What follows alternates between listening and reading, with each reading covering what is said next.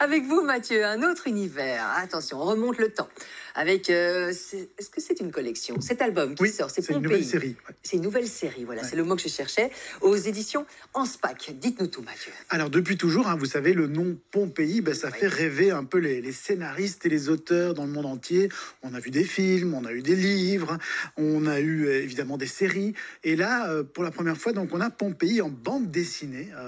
C'est une cité qui a évidemment été détruite par une éruption volcanique le 24 octobre 79, pas 1979, mais 79 tout court. Et cette ville, elle continue à fasciner tous ceux qui ont déjà eu la chance de s'y rendre, parce que voilà, on a là les restes particulièrement bien conservés d'une authentique ville romaine. Et donc, c'est pas étonnant que les scénaristes Rudy Miel et Fabienne Pigière et le dessinateur Paolo Grella, ils décident de nous faire voyager dans le temps. Ils nous ramènent dans les rues de Pompéi, peu de temps avant le drame. On va parler de dessin tout à l'heure. Regardez, il est là, le volcan. Et là, il est encore tout calme. C'est la même page, incroyable. Mais c'est ça. Mais quelle production incroyable, le 6-8. Et Assa, c'est la jeune fille qu'on voit là, sur la couverture. Exactement. Donc, dans ce premier tome qui s'appelle Assa, on va suivre ce personnage. Au début de l'album, cette jeune femme, elle est capturée dans les bois en Britannia. Et donc, Britannia, c'est le nom latin de la Grande-Bretagne. Quand son village est attaqué par les Romains, et 5 ans plus tard, elle se retrouve à Pompéi, où elle a été vendue comme esclave à un certain Probus, qui est un notable de la ville. Le problème, c'est que Assa, elle va tomber sous le charme de Aurelius, qui est le fils de Probus, qui est un musicien, un artiste. Le problème, c'est que Probus, donc le père d'Aurelius, il a évidemment d'autres plans pour son fils. Il n'a pas spécialement envie qu'il épouse une esclave. Il a plutôt envie que son fils se marie avec la fille d'une autre famille puissante de la ville, histoire d'accroître son pouvoir. Et du coup, pour se débarrasser du problème Assa, il décide de la vendre à un lupanar. Vous voyez, un lupanar, un bordel, quoi. Ah, d'accord. Je ne savais pas ce terme-là. Et la jeune femme, évidemment, elle n'est pas du genre à renoncer aussi facilement. Plutôt que de se laisser faire, elle va tout faire pour retrouver l'homme qu'elle aime. Et pendant ce temps-là, évidemment, qu'est-ce qui se passe derrière eux? Le Vésuve gronde de plus en plus. Tac, tac. Voilà. Oui, nous, on sait qu'elle doit se dépêcher. Oui, sinon, ça va être cuit. Qu'est-ce que... C'est le cas de le dire, oui.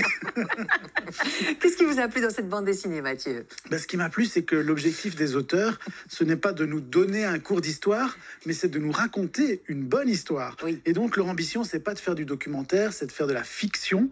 Donc, il y a des amours interdites, il y a des trahisons, il y a de la vengeance. Donc, tous les ingrédients sont là pour faire un récit passionnant, alors que le Vésuve s'apprête à frapper sans pitié. De la fiction, d'accord, mais par rapport à Pompéi, ils ont quand même, c'est minutieux comme travail, non? C'est assez c'est ça qui est bien réel. aussi, c'est que c'est très crédible, parce que ça s'appuie vraiment sur une documentation solide pour recréer à la fois le décor de Pompéi et la culture romaine, puisque, comme vous le savez, la conservation exceptionnelle des vestiges de Pompéi, ça permet des reconstitutions très détaillées du mode de vie à cette époque, et notamment le fameux lupanar. Si vous avez déjà été à Pompéi, on peut le visiter, il y a encore des graffitis sur le mur. Et donc, au niveau du dessin aussi, Paolo Grella, il essaye vraiment de resituer au mieux l'ambiance de Pompéi, avec un détail assez amusant, c'est que pour obtenir la couleur grise assez spéciale et le rendu de la lave, il a mélangé de la vraie cendre volcanique à ses pigments de peinture. C'est fou, et on voit l'éruption dans l'autre sens, ici. Ça, donc il y a ce côté gris un peu de la cendre, comme ça.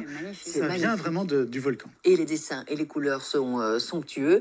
Il est marqué tome 1, et pourtant derrière il est marqué histoire complète en un tome. Donc ce qui est intéressant dans cette série, c'est que chaque épisode pourra se lire individuellement. Ça, c'est pas Donc chaque épisode sera construit autour d'un personnage dont on va suivre l'histoire. Mais ce qui est intéressant, c'est que les autres personnages qui vont suivre dans les tomes suivants, apparemment, on les voit déjà comme personnages secondaires dans cet album-ci, mais on ne sait pas encore lesquels ils vont suivre, les auteurs. Ce que je peux déjà vous dire, c'est que le second tome mettra en scène un jeune gladiateur, et que le troisième tome évoquera la magie noire, qui était très courante à Pompéi. C'est parfait, et ce que j'adore avec ce genre d'album, c'est que c'est ultra complet.